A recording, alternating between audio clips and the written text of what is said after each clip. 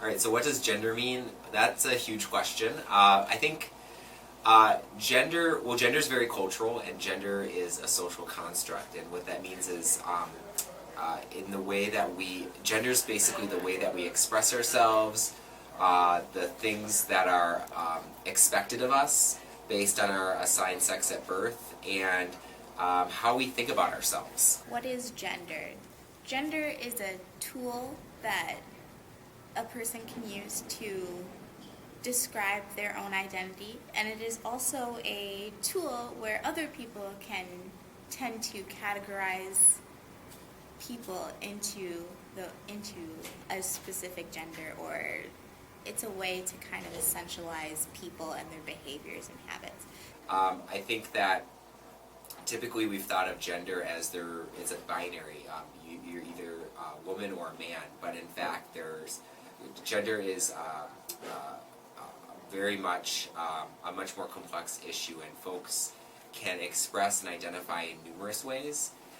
Gender is this form of expression that you want people to identify you as, and it's a way that you want to show yourself to the world, whether it be a guy or a girl or neither. Exactly. It is your identification of your human being self. So I think that on one hand of the coin, it can be useful to kind of identify with a certain group, especially when you're a minority or when you're in a disparaged community. So for me, as a black woman, that's what it means to me. Is it means that it means I have a community to look towards and to look up to, that know what my experience is like, to be, whether or not I identify like in my heart of hearts as like a woman, because I don't really think that gender is inherent to anyone's person, but it means that I have a place where I belong and I can feel protected and safe in. But the reality is there's a lot of privileges and there's a lot of punishments for expressing in certain ways. So folks who don't express in ways that conform to the assigned sex at birth, there's profound consequences, such as being called out using a certain bathroom, not being able to live in the residence halls, not being able to participate on sports teams, not being able to shop for clothing, being discriminated against around housing, employment, education. So gender it's not just something about how we express ourselves. There's actually profound cultural consequences for whether or not we adhere to what society expects of us, or whether or not we defy what society expects of us. I get the awesome opportunity to work in the healthcare field as well, and I try to take every opportunity I can to try to explain to people that gender and sex are different, and gender has just so many different variations to it, because a lot of the trans community and people who don't conform to normal gender like looks have a hard time going to hospitals and clinics because they feel uncomfortable trying to explain themselves. So just it's about taking whatever time you can take to teach people what you know, and it's those little sessions with people that really can help change ideas. So sex is talking about biology, it's talking about what your chromosomes are, it's talking about like what your genetic makeup is, and in our common day society, we typically think there's XX and XY, but there's actually a lot of different chromosomal makeup, so it's not just one thing or the other thing. And there's also, I'm going to touch on this, it's kind of complex, but there's also like intersex, which is where you may have like internal testes and then you may have a vagina, which then you have chromosomes to go with that. And that's all sex related, and that would just be considered atypical genitalia, but there's sex is basically equated to only biology, only chromosomes. It has nothing to do with your personal feeling or your personal input, it is just like how you are biologically made up. So is sex the same as gender? I don't think so, because gender is how you identify yourself, and sex is potentially how you're born, or how you thought you were born into the world. I guess sex is kind of that fun scientific way to sort people into categories. Versus gender is something that is it's in your mind, it's in your expression, it's in your identity. It's how, when you get up and you face the world, it's how you choose to dress yourself, how you choose to express yourself, what pronouns you claim, how you move about in the world. It's very much about your personal reflection, how you feel you are. It has nothing to do with your chromosomal makeup at all. So for me personally, I'm genderqueer, but that has nothing to do with my, what I have as a biological piece with my sex organs or any of that. Gender is completely individual and separate from my physical body, but it's a part of my person. So. Sex is a lot more binary and easier for people to just say, you're this and you're this. And da, da, da, da. Gender is something that you really have to find within yourself, and you got to do some deep soul searching for that. Okay, so first of all, this is a super, super, super loaded question, being that gender comes in so many ways, in so many formats, and there's a lot of stereotypes and assumptions that people make based around gender. I think that there are definitely masculine and feminine energy that you can put off, but there's also just energy that you can put off too. So I mean, whatever I'm feeling that day, I feel it. By the clothes I wear, there's a lot of social implications, expectations, what friends you hang out with. I pretty much, I'm not really either gender. I'm not female, male. I've never really felt one or the either. No, it doesn't feel like I necessarily have to express my gender that much. So Don't necessarily identify with being a man or a woman. So basically when I get up in the morning, it's what do I put on to kind of at least identify myself, which unfortunately in our world, which this is a really interesting piece, is if you don't dress femininely, you're kind of default masculine. So even though I get up in the morning and I make the conscious decision to be okay, I'm just going to wear this sweatshirt and this t-shirt and this pair of jeans, and that I'm just going to wear those things, and that there isn't a specific gender assigned to clothing, because clothing never actually has a gender assigned to it. It's simply a piece of fabric or clothing or whatever it is. I would say that what you identify with is not really the same as what other people think you are. A lot of times the hardest part is going into public places like bathrooms and stuff like that, to where I'll be in line with many females into a bathroom and I get stopped or get looked at weird.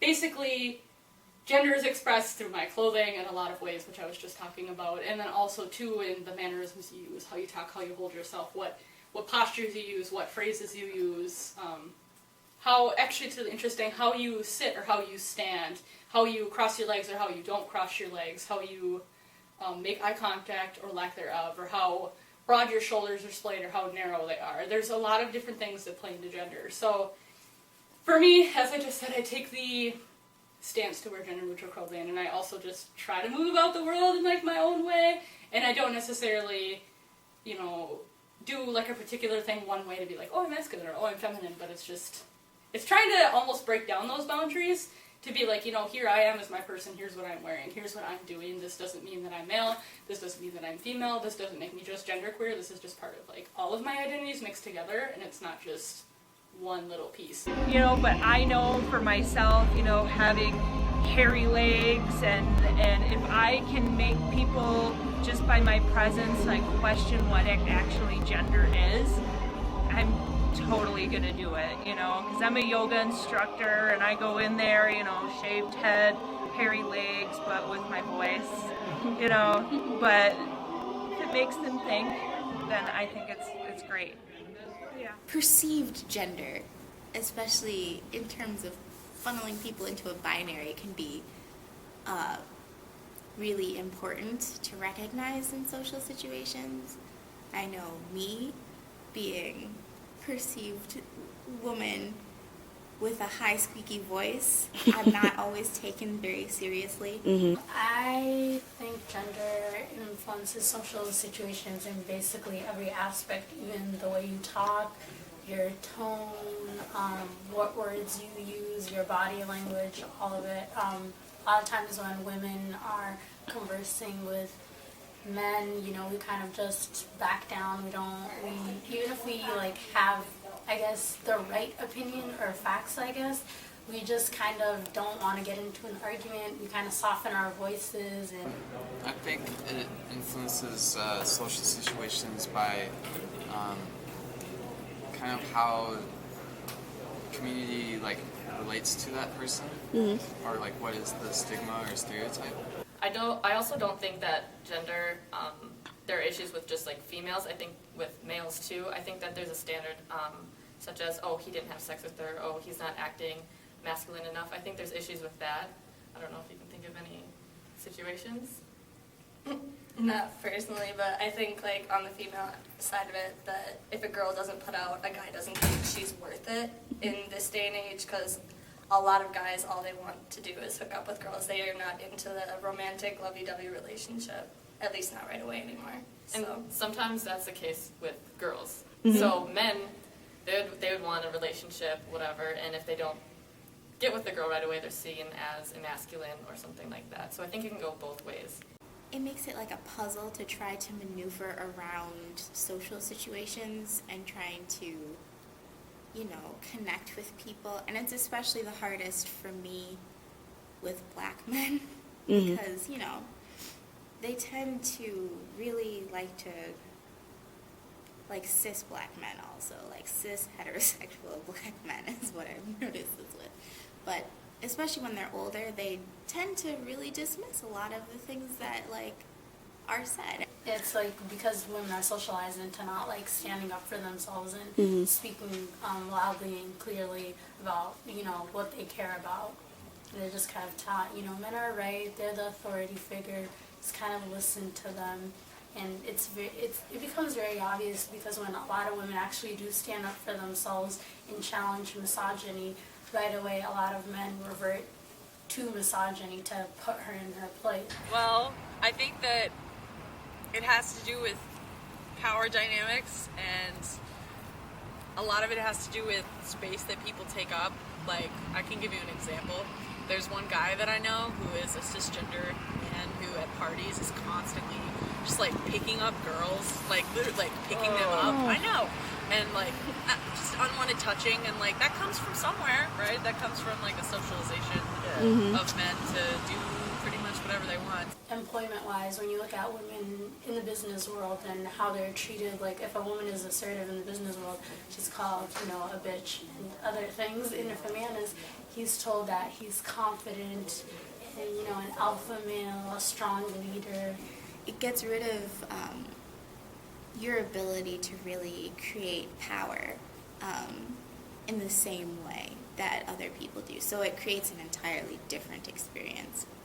Masculinity as a social construct, especially hegemonic forms of masculinity, are often power, like they're tools to help control and help gain power, and when that's not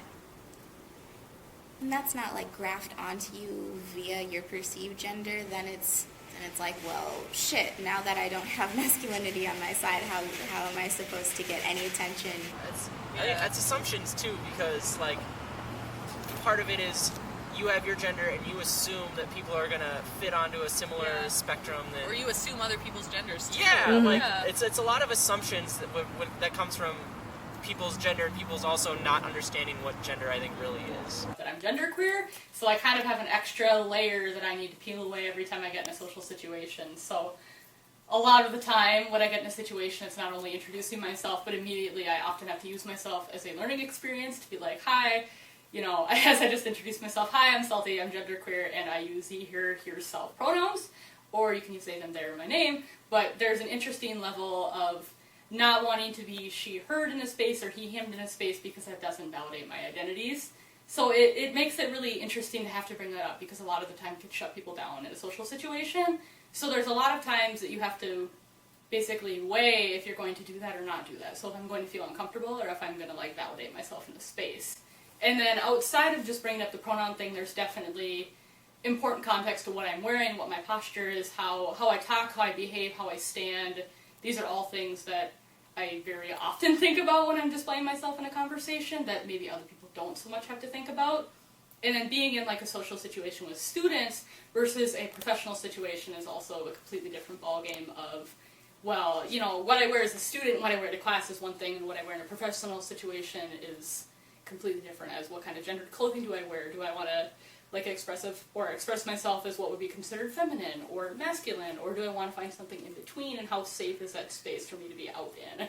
So gender plays a really interesting role in all of those things, and basically just knowing if I'm safe. And you have to assess the situation all the time. I can't typically just walk into a space and be like, hi, I'm here, this is who I am. You have to kind of like test the waters and figure out just how safe it is to express yourself fully, I guess. I think it makes people lazy with social interactions. It makes them look for easy answers, because you don't actually have to think about things when you think that they're implied about other people. Yeah, it's a critical topic. I'm sure you got to think about it really hard. Make sure that you're not, I don't know, representing yourself as a jerk to other people by making assumptions.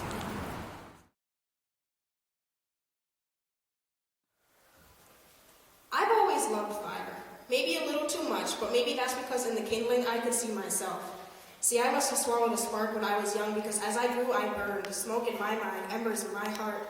Understand this, your daughter burned to death years ago. I am a walking canister of ashes. I can still be yours, but you need to understand that nothing you can do will bring your daughter back. Before I will walk with you, you need to ask yourself some questions.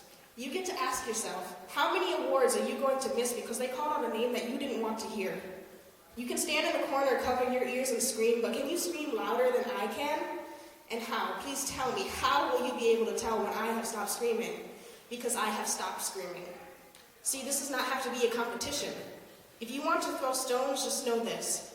I am a fortress when I have to be. I have undergone more strife than you saw, and I am still standing. And I refuse on principle to topple from petty stones, no matter how heavy the hand that throws them. You may not think that ashes are worth anything, but they are all that I am, and I will defend them even from you. Who knows when the people will be ready for us? We who tear the rule book apart and start anew.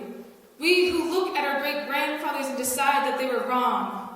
We who will tell our children that their worth is not the price society places on them, but the value of their hearts. Who knows when the world will be ready for us? When their voices become numb, who will be there to record the truth? When all that we once knew is now gone? When the ground shakes not out of fear but out of respect, who knows when the future will be ready for us? We who embrace the unknown, we the fighters of history, the creators of tomorrow, when the earth is reborn from the sweat of our tears, we will rejoice because questioning is more fulfilling than answering. Who knows when we'll be ready for ourselves? When we are forced to look at the mirror and feel satisfied, we who hide behind the masks others have chosen for us, when will we quit talking and start doing? We who risk it all to give everything we can. Play you everywhere I go, everywhere I go, play you everywhere I go.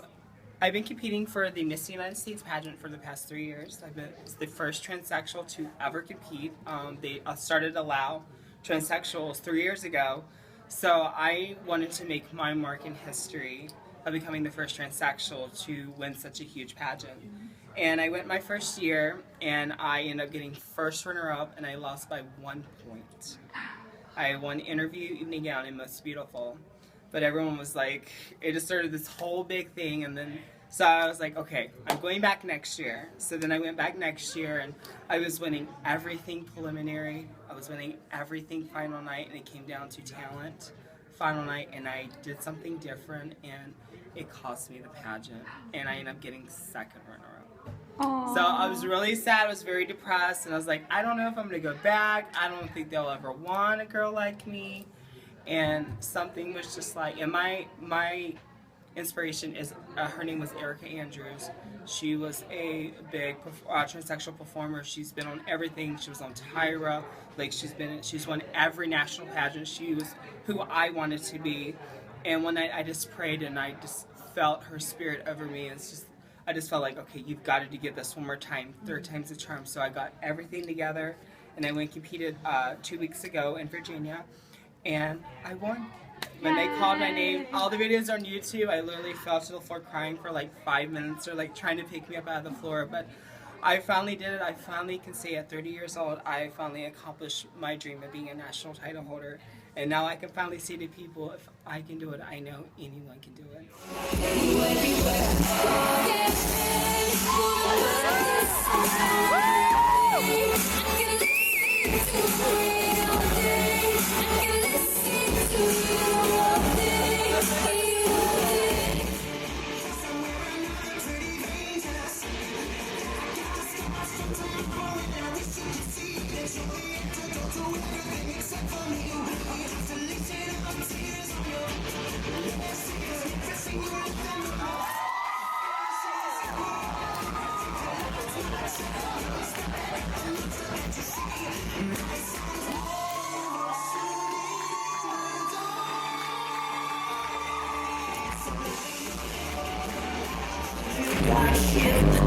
Sticks around like so much in your teeth. I was amazed at your sleep. Have you no idea that you're in me? I dreamt about you nearly every night this week. How many secrets can you keep? 'Cause there's this tune I found that makes me think of you somehow. When I play it on repeat. Tell me about that. Get that to the people. Spread it across the country.